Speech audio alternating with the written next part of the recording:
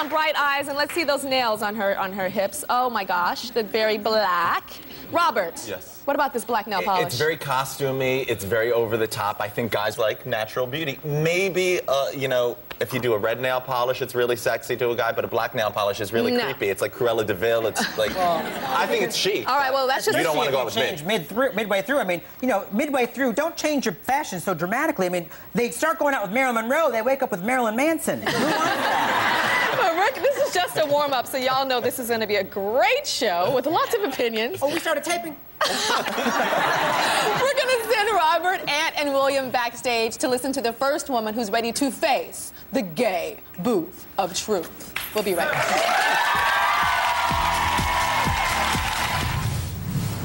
Up next. I feel like I have just like the worst taste in men. I was dating this guy for a while. He's always talking to me about this like house that he has. Go out there, it's his parents' house. Oh my God. And later. Me and a few friends went to a club. They let me and one other person in, and they didn't let the rest of the group in. They finally got in. How much later? Probably like an hour. You just don't understand why those girls were upset with you. What the women don't know is that they're going to be judged by a panel of gay men. Okay,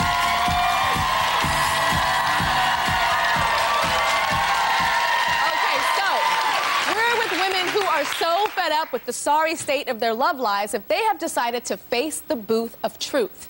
And they're going to hear why a group of strangers thinks that they are striking out at the dating game.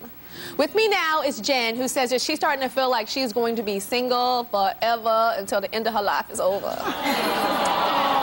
Okay, so I know you fall for a guy and then they run away, right? Yeah, you know, I feel like I have just like the worst taste in men. You know, everybody that I meet ends up being a huge loser. You know, I meet them, I chat with them, they seem great, and then little do I know, you know, 2 days down the road, they're complete, like, has been, never was.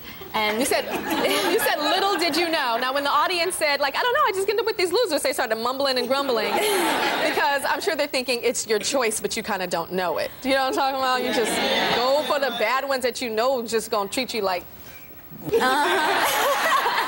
So you'll date anybody that's into you. I've gone online, I've gone to bars, I get set up, blind dates. I know.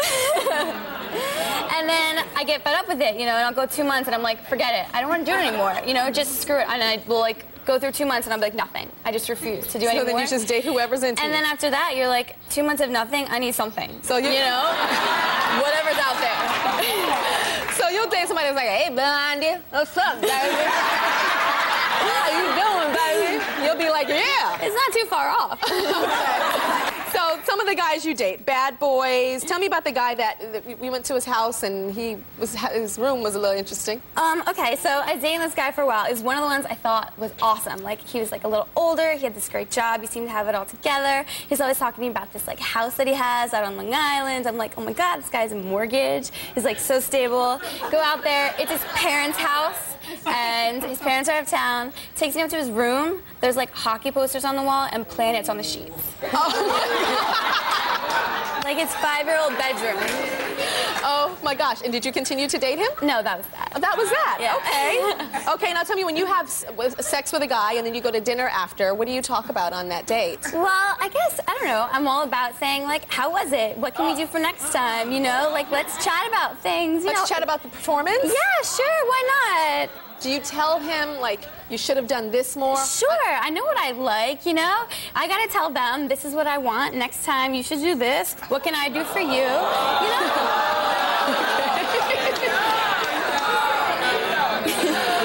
And I understand you dated this one guy and you had sex with him. You dated this one guy and you had sex with him, and then what happened? Okay, so this guy was like perfect, like tall, gorgeous, great job, so smart, loved it. We were so into each other. It was a week of dating, and then we slept together, and then it was like this bad urban legend come true, and I just never heard from him again. He like dropped off the face of the earth. tell me about this. There was another interesting guy that you dated. This guy, I thought it was so cool. He was like another one of these like amazing bad boys that was so hot. He was a bass player in a band. He lived in this crack shack out in the middle of nowhere, and he made no money. Lived on his brother's living room floor because he didn't pay enough rent to get a bedroom. His idea of a great date was taking me to Dave & Buster's and playing skee-ball. You guys know what Dave & Buster's is? Yeah, okay. Dave & Buster's is kind of like, it's like Chuck E. Cheese, kind of. Okay. So what do you wear, like, on your first dates? I really love fashion. You know, I have a really eccentric sense of style. I just love, like, trends and just, like, you know, I like to be colorful and have a lot of fun That's with what you it. wear on, like, dates? I love this outfit, except that headband is like this great, like, peacock feathers. And I dated a guy, he called it a feathered jockstrap. But, yeah. Okay. And what about your hair and makeup? I don't really do too much with it. So we did this for you today, by the way. We dressed her today. So this is what we did.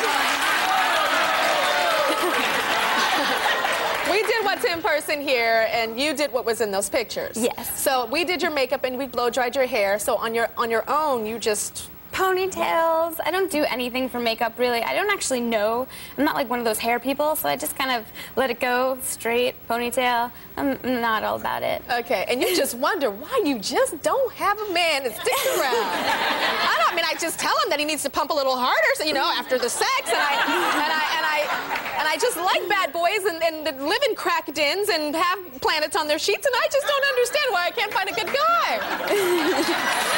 So I think we have all the information we need. It's time for Jen to face the booth of truth.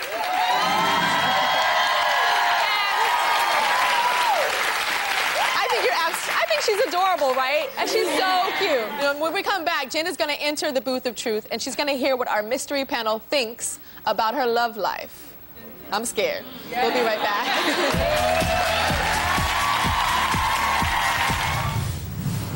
Up next, does talking about sex at dinner turn men on or off? Last thing a guy wants is a German judge jumping from under the bed. 10.4! That's what she's doing. And later, I need advice on how to get my boyfriend to propose to me. We was engaged once. It only lasted 2 weeks because I caught him cheating. Do we need Angela Lansbury to solve this mystery? What Jen doesn't know is we brought her best friend here to make sure that she gives us the straight up from a gay guy. Right. I'm not gay.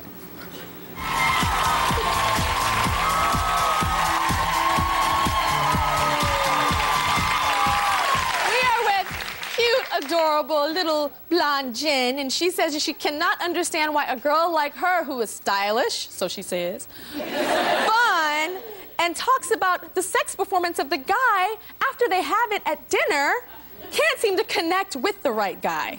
So now it's time for you to face the truth booth. Go on over.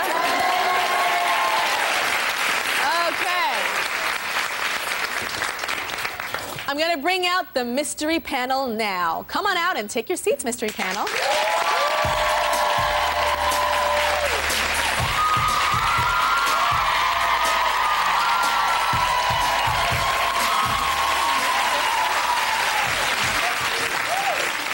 Okay, so our panel has been backstage listening to Jen's dating and her relationship problems, and we are ready to help her. Okay, panel guide number 1. Jen described that she usually falls for bad boys, like the bass player who lived with his brother and took her to a video arcade, Dave & Buster's. Okay, and the guy still lived with his parents. That was another one. So what advice do you have for her? This is a judgment issue. I think that I'm going to use a shopping metaphor. If you go out looking for a pair of black pumps and you come home with a pair of red flats, it's your fault. You're picking up the wrong thing. And then you feel bad, and I spent my money, and I have the wrong shoe, and I can't, like... Yeah, and you blame it on the salesperson. Like, you know, I wanted the black pump, and I went in there for the black pump, but they gave me that red shoe, and it was not my fault. I know I put my money out of my pocket and put it down, but it is their fault. Yes, sir! That's it. So she has got to evaluate the situation. As soon as she knows he's not mating, he's dating, yes. Jump if you want to mate. Okay. And you can return the shoes. So, what do you think about the bad boys, the jobless bad boys, Aunt? What do you think about them?